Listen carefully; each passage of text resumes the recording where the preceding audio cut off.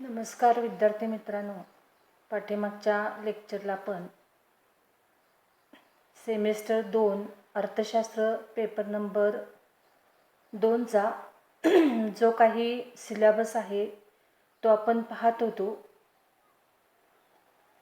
यापूर्वी आपण paper number 2 मधील प्रकरण 1 आणि प्रकरण 2च्या अभ्यासक्रमाबाबत सविस्तर चर्चा केलेली होती आणि या 2 प्रकरणामध्ये आपल्याला नेमक्या कोणकोणत्या घटकांचा अभ्यास करावयाचा आहे त्याची माहिती आपण घेतलेली होती।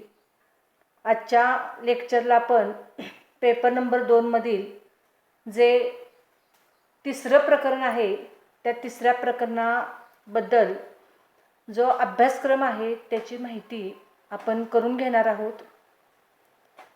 आपल्याला जे प्रकरण 3 आहे त्या प्रकरणाचं नाव आहे भारतातील सेवा क्षेत्र, ज्याला सर्व्हिस सेक्टर इन इंडिया असं म्हटलं जातं। म्हणजे सेवा क्षेत्र किंवा सर्व्हिस सेक्टर हे अलीकडील काळामध्ये झपाट्याने किंवा जलद गतीने विकसित होत असणारं एक महत्त्वाचं क्षेत्र म्हणून या क्षेत्राकडे पाहिलं जातं।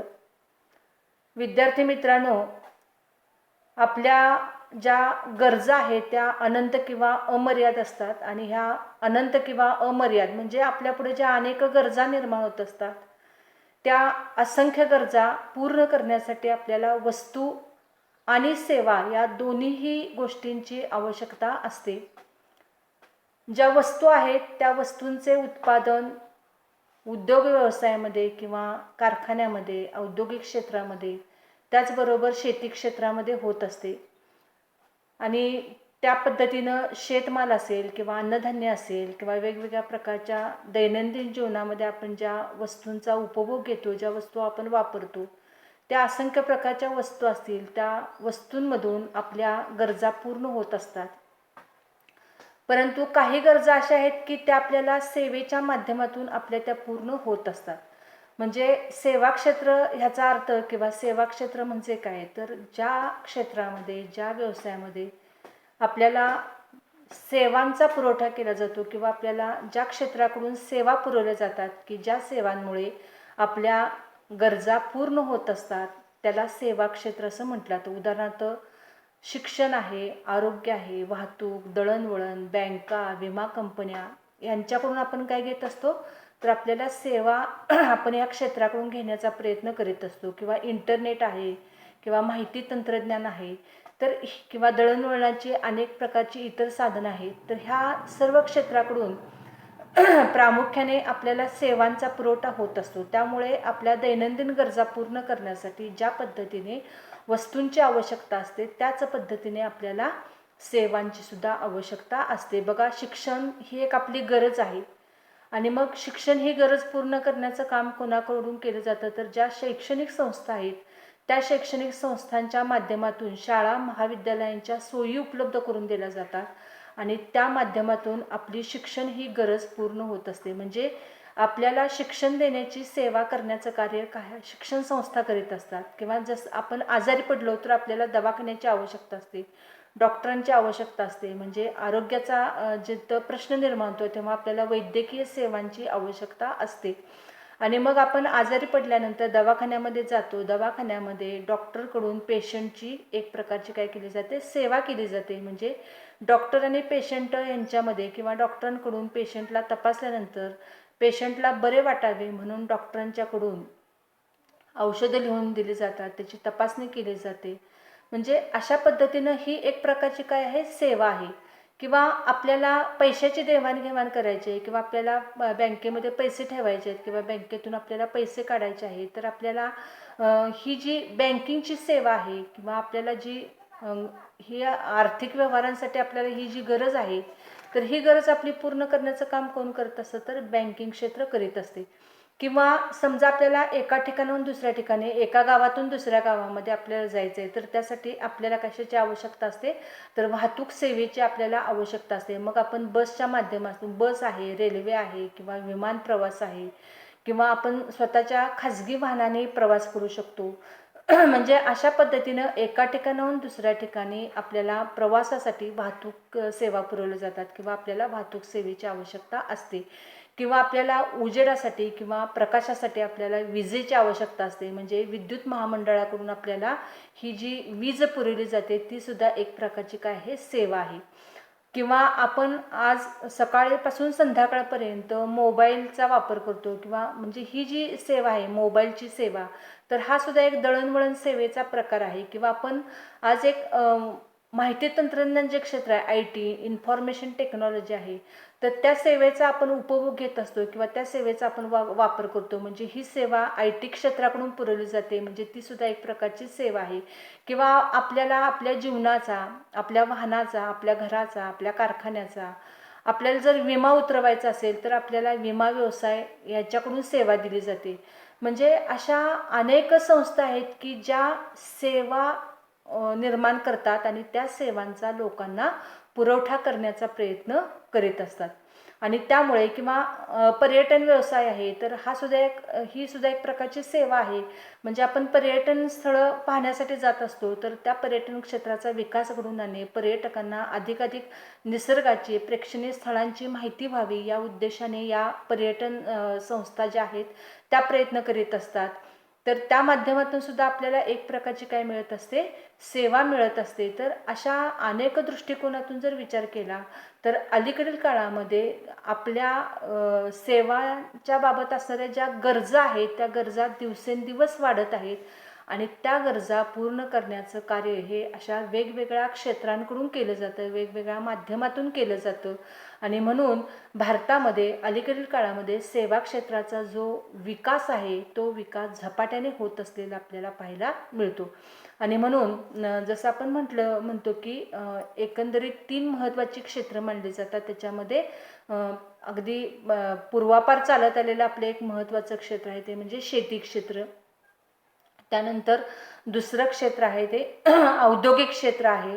शेती क्षेत्रामध्ये शेतमालाचे, अन्नधान्याचे उत्पादन केले जाते. त्यानंतर दुसरं महत्त्वाचं क्षेत्र आहे औद्योगिक क्षेत्र. औद्योगिक क्षेत्रामध्ये कारखान्यात आपल्याला लागणाऱ्या विविध प्रकारच्या वस्तूंचे उत्पादन केले जाते. आणि तिसरं महत्त्वाचं क्षेत्र आहे ते म्हणजे सेवा क्षेत्र. तर सेवा क्षेत्रामध्ये आपल्याला हव्या असणाऱ्या वेगवेगळ्या सेवांचे उत्पादन केले जाते, सेवांची निर्मिती केली जाते आणि त्या सेवांचा पुरवठा आपल्याला करण्याचा प्रयत्न केला जातो. मग इंटरनेट सेवा असेल किंवा इंटरनेटपासून अनेक प्रकारच्या हॉटेल व्यवसायापर्यंत अशा अनेक प्रकारच्या सेवा आपल्याला पुरवण्याचा प्रयत्न या सेवा क्षेत्राच्या माध्यमातून होत असतो. आणि म्हणून भारतामध्ये सेवा क्षेत्राचे जे महत्त्व आहे ते दिवसेंदिवस वाढत असलेले दिसून येते. तर या अनुषंगानं आपल्याला हे जे तिसरं प्रकरण आहे त्या तिसऱ्या प्रकरणामध्ये भारतातील काही प्रमुख सेवा क्षेत्र जे आहेत त्या सेवा क्षेत्रांचा आपल्याला अभ्यास करायचा आहे. प्रकरण 3 मध्ये सुद्धा आपल्याला एकूण 4 घटक आहेत, ए, बी, सी आणि डी. या पहिल्या घटकामध्ये आपल्याला भारतातील सेवा क्षेत्राचे वाढते महत्त्व हा भाग अभ्यासायचा आहे. म्हणजे भारतामध्ये सेवा क्षेत्राचे महत्त्व दिवसेंदिवस का वाढत आहे, त्याची काही महत्त्वाची कारणे या ठिकाणी आपल्याला अभ्यासावयाचे आहेत आणि त्या कारणांवरून आपल्याला भारतामध्ये सेवा क्षेत्राचे महत्त्व कसे वाढत आहे तो भाग आपल्याला त्या ठिकाणी अभ्यासावयाचा आहे. त्यानंतर आपल्याला बी या घटकामध्ये भारतातील बँका, वित्तीय संस्था आणि विमा व्यवसायाचे नेमके काय महत्त्व आहे तो भाग आपल्याला पाहायचा आहे. विद्यार्थी मित्रांनो, भारतातील बँकिंग क्षेत्राचा जो अभ्यास आहे तो अभ्यास आपल्याला याच्यामध्ये करत असताना भारतातील एकंदरीत बँकांची सद्यस्थिती काय आहे, भारतामध्ये कोणकोणत्या प्रकारच्या बँका कार्य करीत आहेत तो भाग आपल्याला या ठिकाणी पाहायचा आहे. बँकांचे एकंदरीत स्वरूप काय आहे, कारण एकंदरीत भारतात 4 प्रकारच्या बँका कार्य करीत असलेल्या दिसून येतात. एक म्हणजे राष्ट्रीयकृत बँका ज्याला आपण नॅशनल बँका किंवा सरकारी बँका असं म्हणतो. त्यानंतर दुसरा प्रकार आहे तो म्हणजे खाजगी बँका. तर खाजगी स्वरूपामध्ये काही बँका आपल्याला सेवा देण्याचा प्रयत्न करीत असतात. तिसरा महत्त्वाचा प्रकार आहे तो म्हणजे सहकारी बँका ज्याला कोऑपरेटिव्ह बँकिंग असं म्हटलं जातं. तर या सहकारी बँका आहेत. आणि चौथा जो बँकेचा प्रकार आहे तो म्हणजे परकीय बँका, म्हणजे ज्या परदेशामधल्या बँका आहेत आणि ज्या भारतामध्ये येऊन बँक व्यवसाय करतात अशा बँका. तर अशा ह्या ज्या भारतातील वेगवेगळ्या प्रकारच्या ज्या बँका आहेत त्या बँका आपल्याला कोणकोणत्या प्रकारच्या सेवा देतात आणि बँकिंग क्षेत्राचं नेमकं काय महत्त्व आहे, तो भाग आपल्याला या ठिकाणी अभ्यासावयाचा आहे. त्यानंतर वित्तीय संस्था आहेत. बँकांप्रमाणेच ह्या वित्तीय संस्था कार्य करीत असतात. वित्त म्हणजे पैसा, पैशाचा पुरवठा किंवा म्हणजेच भांडवलाचा पुरवठा करणाऱ्या संस्था, त्याला वित्तीय संस्था असं म्हटलं जातं. तर ह्या वित्तीय संस्था नेमक्या कोणकोणत्या आहेत आणि प्रामुख्याने औद्योगिक क्षेत्राला किंवा उद्योगधंद्यांना दीर्घ मुदतीचा कर्ज पुरवठा किंवा भांडवलाचा पुरवठा करण्याच्या उद्देशाने या वित्तीय संस्थांची स्थापना केली जाते.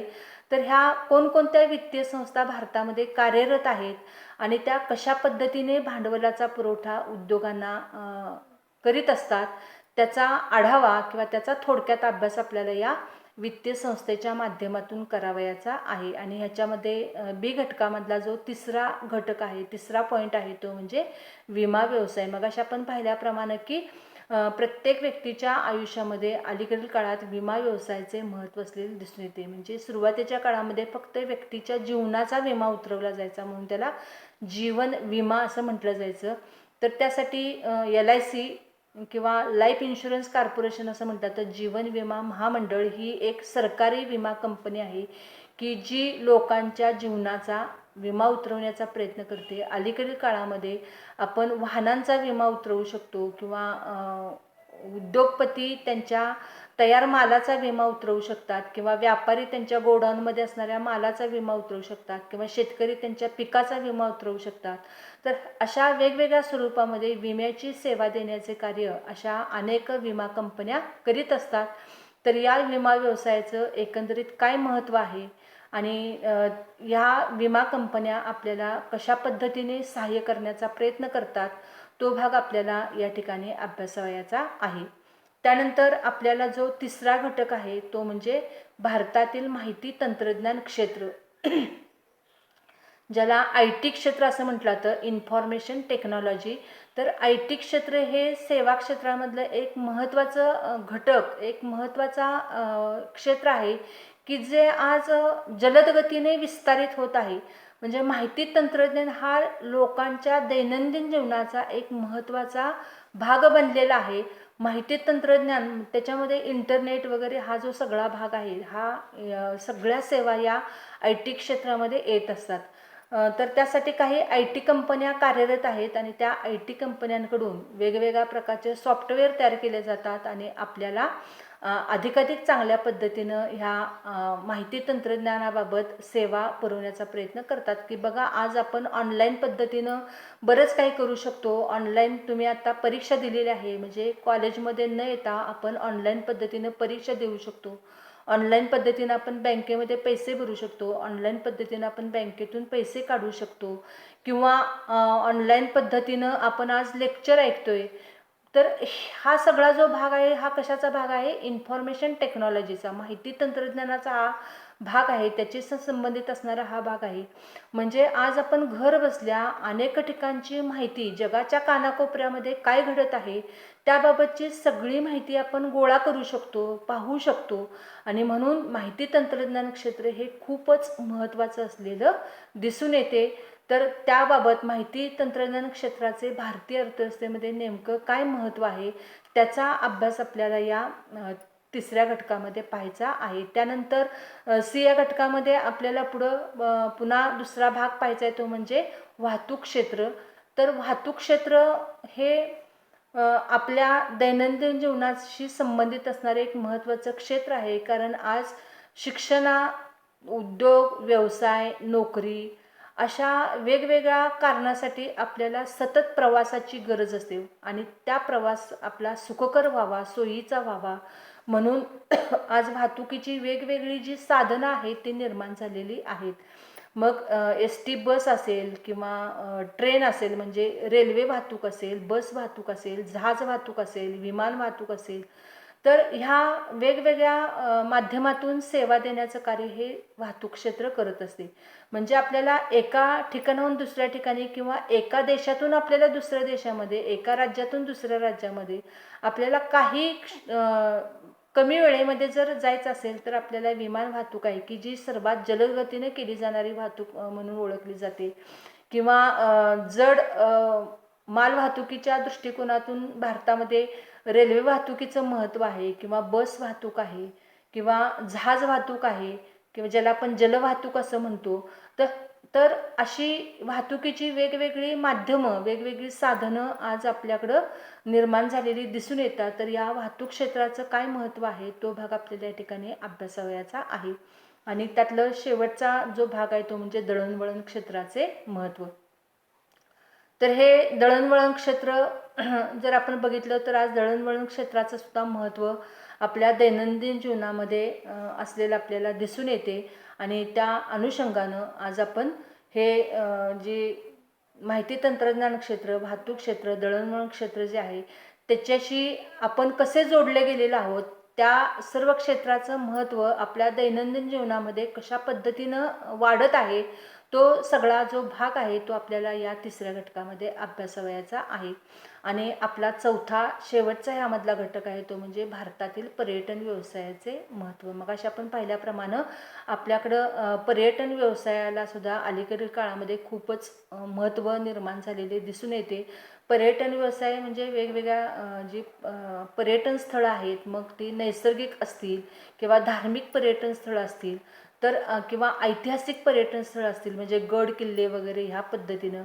तर अशी वेगवेगळी ही पर्यटन क्षेत्र जी आहे त्या पर्यटन क्षेत्राचा विकास घडवून आणणे आणि त्या पर्यटनाबाबत, त्या निसर्गाबाबत, त्या ऐतिहासिक स्थळांबाबत, त्या धार्मिक स्थळांबाबत लोक म्हणजे आपण तिथं पोहोचावं, आपल्याला ह्या सर्व गोष्टींची माहिती व्हावी या उद्देशाने आज काही खाजगी पर्यटन कंपन्या, काही खाजगी पर्यटन संस्था देखील याच्यामध्ये कार्य करीत असलेलं आपल्याला दिसून येते. तर भारतातील पर्यटन व्यवसाय जो आहे त्या पर्यटन व्यवसायाचं एकंदरीत काय महत्त्व आहे तो भागसुद्धा आपल्याला या ठिकाणी पाहायचा आहे. तर अशा पद्धतीने आपल्याला एकंदरीतच आपल्याला पेपर नंबर 3मध्ये भारतातील सेवा क्षेत्राचा जो अभ्यास आहे तो अभ्यास आपल्याला या पद्धतीनं करायचा आहे. आज आपण या ठिकाणी थांबणार आहोत. पुढच्या लेक्चरला आपण आपलं जे शेवटचं चौथं प्रकरण आहे त्याचा अभ्यासक्रम पाहणार आहोत. धन्यवाद.